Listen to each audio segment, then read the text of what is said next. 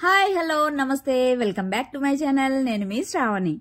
ఇవాళైతే చాలా సింపుల్గా ఈజీగా అయిపోయే రెసిపీ చెప్పబోతున్నాను. ఇదైతే లంచ్ బాక్సులకైతే పర్ఫెక్ట్ రెసిపీ అని చెప్పొచ్చు. అబ్బా పెద్దగా టైం లేదు అనుకునేటప్పుడైతే ఇది ఈజీగా చేసేసుకోవచ్చు. ఇంతకీ ఇది ఏంటి అనుకుంటున్నారా? కొబ్బరితో చిత్రాన్నం అండి. చాలా టేస్టీగా కమ్మకమ్మగా భలేగా ఉంటుంది. తప్పకుండా ట్రై చేయండి. లేట్ చేయకుండా ప్రాసెస్లోకి అయితే వెళ్ళిపోదాం. ముందుగా అయితే ఒక మిక్సర్ జార్ తీసుకొని కొద్దిగా అల్లం, అలానే పచ్చిమిర్చి, సాల్ట్, కొద్దిగా కరివేపాకు, అలానే కొద్దిగా చింతపండు వేసుకోవాలి. తర్వాత పచ్చి కొబ్బరి ముక్కలు అయితే 2 గుప్పెల దాకా వేసుకున్నాను. తర్వాత ఇందులోనే కొద్దిగా పసుపు, అలానే కారం కూడా వేసుకుంటున్నాను. మీకు నచ్చినట్టయితే ఎండుమిర్చి వేసుకోవచ్చు.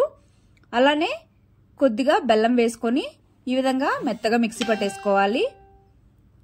ఈ విధంగా మిక్సీ పట్టుకున్న తర్వాత పోపు అయితే పెట్టేసుకోవాలి.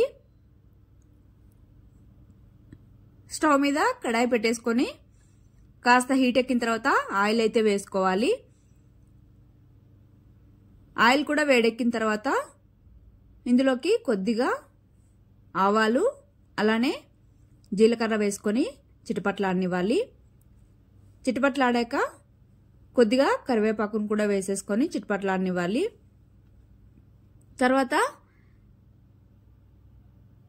కొద్దిగా 1 స్పూన్ దాకా మినపప్పు, అలానే శనగపప్పు, 1 గుప్పెడు దాకా పల్లీలు కూడా వేసుకొని మంచిగా దోరగా వేయించుకోవాలి.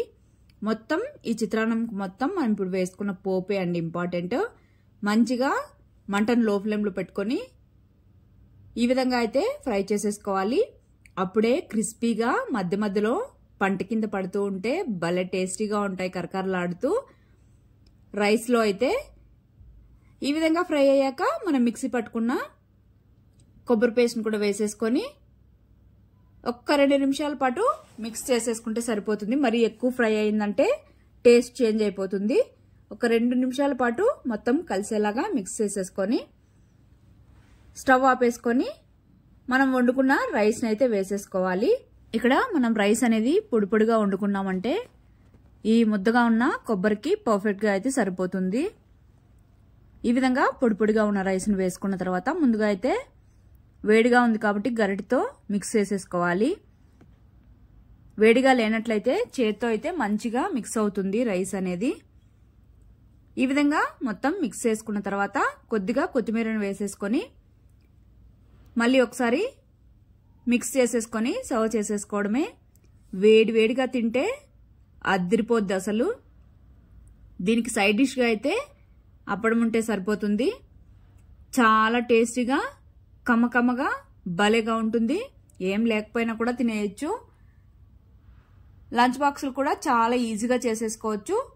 ఖచ్చితంగా అయితే అందరికీ నచ్చుతుంది. సో లేట్ చేయకుండా మీరు వెళ్ళి ట్రై చేసి మీకు ఎలా వచ్చిందో కామెంట్ చేయండి. అలానే మన ఛానల్ అయితే సబ్స్క్రైబ్ చేసేసుకోండి.